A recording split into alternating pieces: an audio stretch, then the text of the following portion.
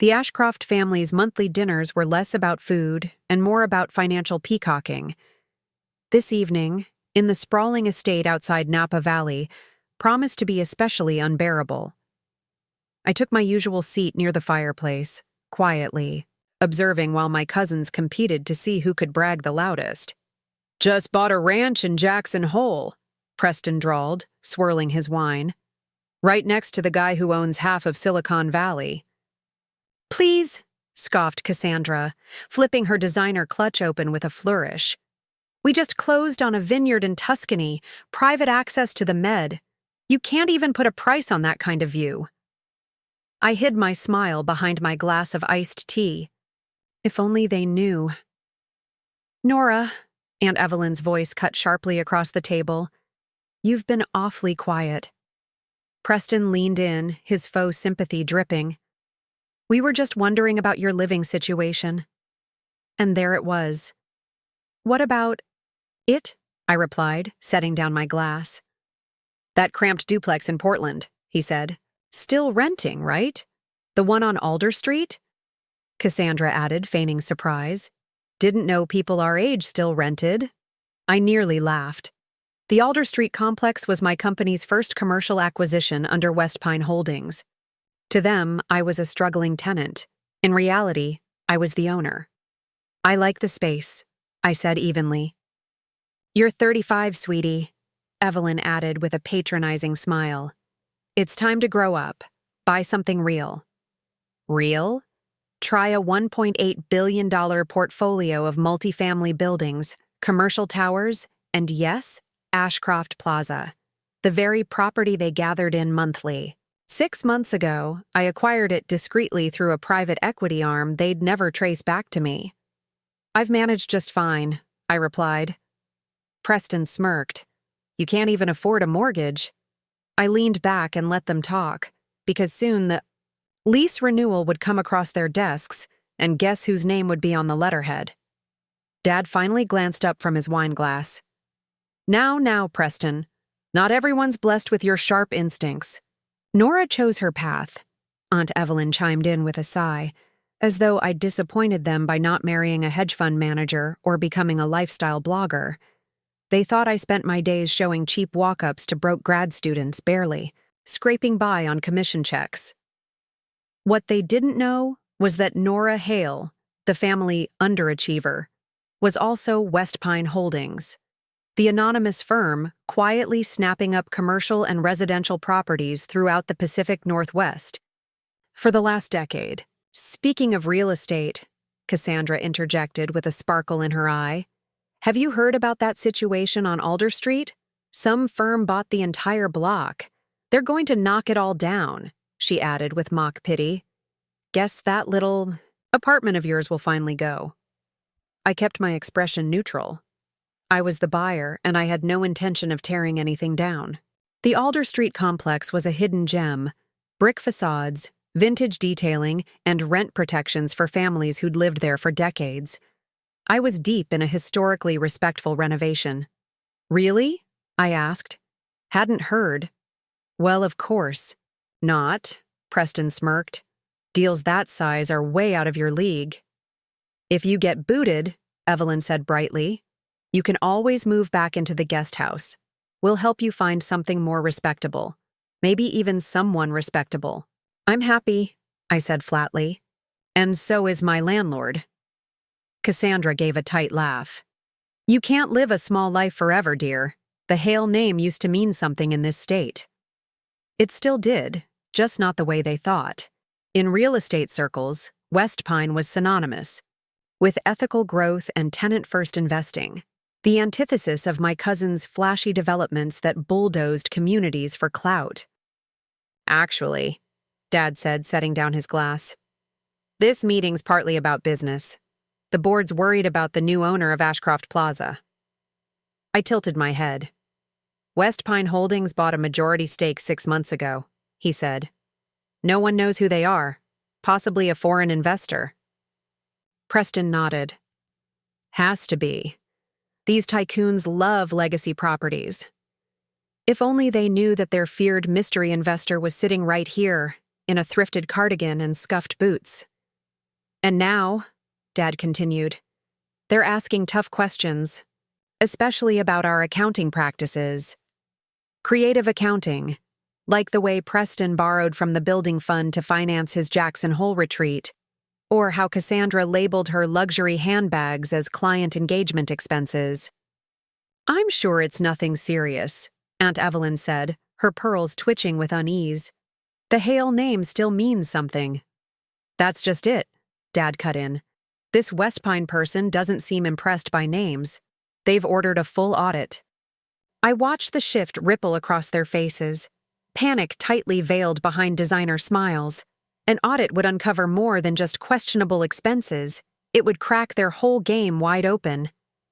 Maybe Nora could help, Cassandra said suddenly, her tone sugary. She works in real estate, doesn't she? Maybe she knows someone at the management company. They all turned to me at once. Just like that, I was no longer an embarrassment. I was potentially useful. I mostly work with smaller residential clients, I said smoothly. Nothing on the scale of Ashcroft Plaza. For God's sake, Preston snapped. You can't even help your own family. Mom gave him a warning glance, but her silence said enough. Even Dad was back to scrolling, uninterested in defending me. They had no idea how helpful I was about to be, just not in the way they hoped. Tomorrow morning, Westpine Holdings would release a public statement. Effective immediately, Ashcroft Plaza would undergo major operational reform. No more shadow budgets, no more nepotistic contracts, no more charging the building like it was a family credit card. I glanced around the penthouse. Artwork bought with maintenance funds, couches triple their listed price, fixtures installed by Cassandra's husband's firm with bloated invoices. Anyway, I said, rising and brushing off my jeans, some of us have early mornings. Cassandra smirked. Off to show more rent-controlled studios? I slung my worn leather bag over my shoulder. Inside, the board briefing, legal filings, and renovation proposals worth more than anything in this room. No, Nora, Aunt Evelyn called sweetly. Next time, maybe dress more like a Hale. Appearances matter. I smiled. Don't worry, I said. Tomorrow I'll look exactly like the Hales expect. They just didn't realize I was already the one running the show. If you've been quietly rooting for Nora all along, don't miss what happens when the boardroom doors open. The next morning, I stood in my real office, an entire penthouse floor overlooking downtown Portland, and prepared for the moment. I'd planned for over a year. My assistant, Illa, walked in briskly, setting a cappuccino beside my laptop. The Ashcroft Plaza board is already seated, she said. Your family got here early, trying to charm the independent members. I smirked, imagining Preston and Cassandra working the room in desperation. Audit packets all printed and distributed. The forensic team uncovered even more than expected. She paused. Are you sure you want to go through with this? No, there's no turning back. They need to learn, I said quietly, that legacy isn't a license to abuse power. I turned to the glass, catching my reflection. Gone were the jeans and cardigan. Today, I wore a deep navy Altuzarra suit, sharp lines, soft strength. The kind of look Aunt Evelyn used to dream I'd wear to meet a husband. Instead, I'd wear it to dismantle their house of cards. The ownership announcement goes live in 20 minutes, Illa added. Once it hits, you'll be unmasked. Then let's begin, I said, picking up my briefcase. The Ashcroft Plaza boardroom hushed as I entered. My family was clustered at the far end, unnerved, underdressed, and visibly rattled. Who are you? Preston barked. This is a private meeting. I calmly placed my briefcase at the head of the table. I'm Nora Hale, I said, founder and sole owner of Westpine Holdings, the company that owns this building and several others your family leveraged illegally. Evelyn turned ghost white. Cassandra's lips parted, but no sound came. My father's hands tightened on his pen. Nora, he breathed. I nodded. Good morning. I opened the briefcase and began sliding audit reports across the table. "Shall we review your financials?" "This is insane," Preston stammered. You're just—" "What?" I asked. "The black sheep? The renter? The woman in consignment? Clothes?" Cassandra blinked. "But you show apartments." "I work," I said simply, "and I built something real, with integrity, not illusion." The board watched, stunned, as the proud Hale family began to unravel, one page at a time. "These folders," I said, "contain detailed documentation of every misused fund, inflated invoice, and falsified receipt. Reports of financial irregularities involving Ashcroft Plaza's accounts." I began distributing the final set of documents. "Preston, would you care to explain the $2 million in roof repairs that financed your Jackson Hole property?" He flushed, so hard and fast, I thought he might pass out. "Or Cassandra," I continued, flipping the next page, "maybe you'd like to walk us through your husband's invoices charging 3 times the market rate for basic plumbing?" "You'd air out your own family's laundry like this?" Aunt Evelyn gasped. "No," I said evenly. "You aired it out. I'm just making sure it gets cleaned." Dad finally spoke, voice low and pleading. "Nora, sweetheart, we can explain." "Don't," I said, raising a hand. "I've watched this family treat our great-grandfather's legacy like a personal ATM while you mocked my so-called humble life. I was building something better, on values, not vanity." "But why?" Cassandra asked, dazed. "Why pretend to be struggling?" "I didn't pretend anything," I replied. "I lived modestly. I invested wisely. You assumed wealth had to be loud." "The Alder Street building?" Preston said, stunned. "You really live there?" "I own it," I corrected. "And most of the block. And no, I'm not demolishing it, because some of us care about people, not just returns."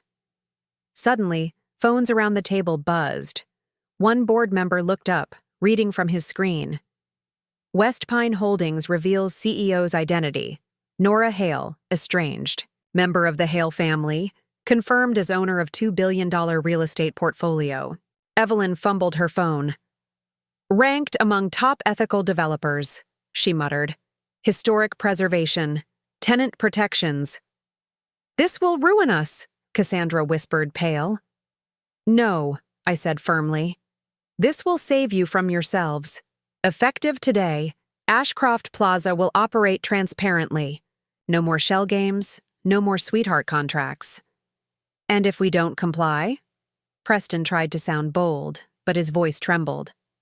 I smiled. "Then I'll pass these reports to the authorities. I'm sure the IRS would find them enlightening." Silence thickened. "What do you want?" Dad finally asked. "I want you to remember what the Hale name meant before all this." I met their eyes one by one. Great-grandfather built communities, not just profit margins. I stood, gathering my papers. "You have a choice. Work with me to restore that legacy," I said evenly, "or find somewhere else to live. I hear there are some lovely rentals in Lake Oswego." I turned to leave. "Nora, wait!" Dad's voice stopped me just as I reached the door. I was wrong about you." "Yes," I replied quietly. "You were." The aftermath unfolded like something out of a business drama. The media couldn't get enough of the hidden heiress of Portland who'd quietly built a real estate empire and dismantled her family's illusions in one board meeting. Aunt Evelyn resigned from 3 local boards, too ashamed to show her face. Cassandra's husband's firm folded within weeks of the audit release. But not all of it was bitter. Preston, finally facing actual consequences, enrolled in a public university's real estate program. Cassandra began volunteering at a transitional housing shelter downtown. She told me later it gave her more purpose than her gallery openings ever had. And Dad? He asked to learn the business, not as a father reclaiming control, but as a student. This time, He wanted to understand what I'd built. 6 months later, I was sitting in my Alder Street apartment. Yes, I kept it. Reviewing. New quarterly reports. Ashcroft Plaza was thriving. Leases were stable, tenant satisfaction was up, and small retailers on the ground floor were turning healthy profits. A knock broke my focus. I opened the door to find my mother. She wore jeans and no makeup. It took me a moment to process the casualness. "I got your invitation," she said, holding it up. "A courtyard holiday party." I nodded. "It's not quite your scene." "No," she admitted, glancing around my modest space. "But I'm learning that maybe scene isn't everything." She picked up a photo, me at 23, beaming at my real estate license ceremony. "I never asked," she said. "Why this path?"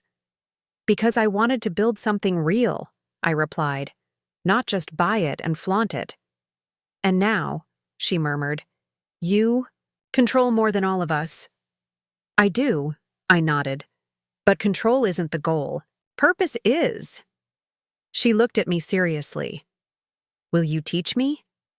"Come tonight," I said. "Meet the families who've lived here for decades. Listen, that's where legacy begins." Later, I stood by my window, watching lights twinkle across Portland, this city I'd quietly made mine. Ashcroft Plaza glowed in the distance, no longer a monument to greed, but a symbol of restoration.